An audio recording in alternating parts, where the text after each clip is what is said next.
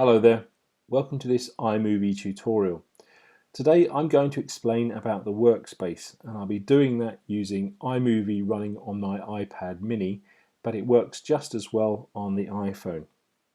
So here we have a project that I've created, and I show you how to create your own project in another film.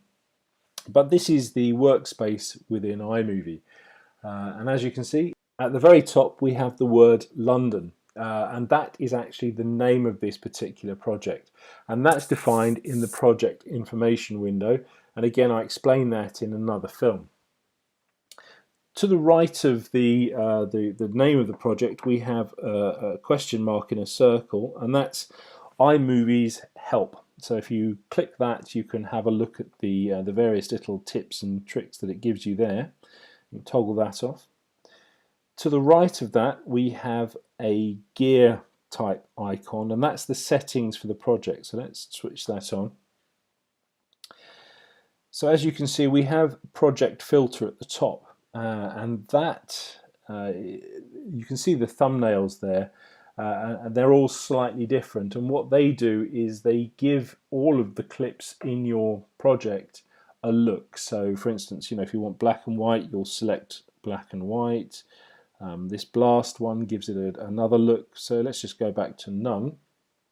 Below that are the various themes that you can choose for your project, and they all have a different kind of little setting for your film, so I explain those in another film as well. Below that you have the button to switch on and switch off the theme music. Each theme comes with its own music, and that's all copyright free. You can post that to YouTube and not have any copyright issues. So if I switch that on, you can see it drops a music track down the bottom there, and because we're using the modern theme we've got the modern music, and if I select bright the music changes to bright. So let's go back to modern, switch the music off.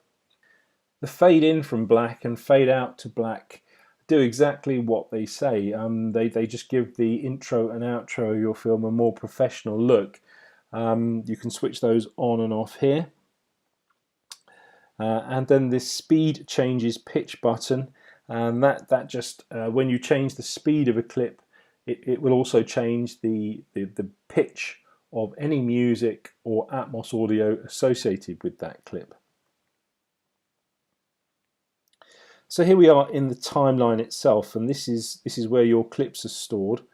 The vertical line that you have in the middle there, that's what we call the playhead, and above the playhead you have the preview window. So that basically displays what the playhead is seeing. As you can see, as I'm scrolling through the timeline, it's showing various bits of the clip.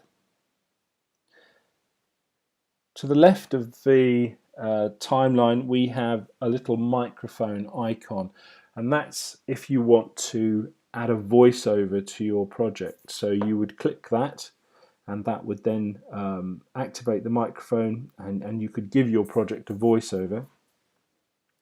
To the right of that there's a little camera icon, and you can use that to shoot clips and add those to your timeline.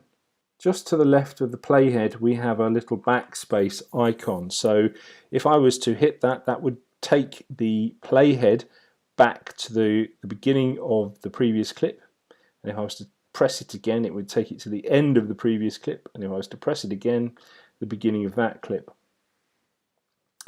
Next to that we have the play button, so if I press that it just plays the project in real time. Pause that. To the right of that we have the back button, so if you make a mistake you press that and then it restores the previous edit. So it's like pressing Command Z or Command Z if you're from the US, and that just corrects any mistakes that you make. And to the right there you'll see a little wavy sound icon. If we click that, that brings up all the sound information for the clips, and you can see what sound is actually on your video.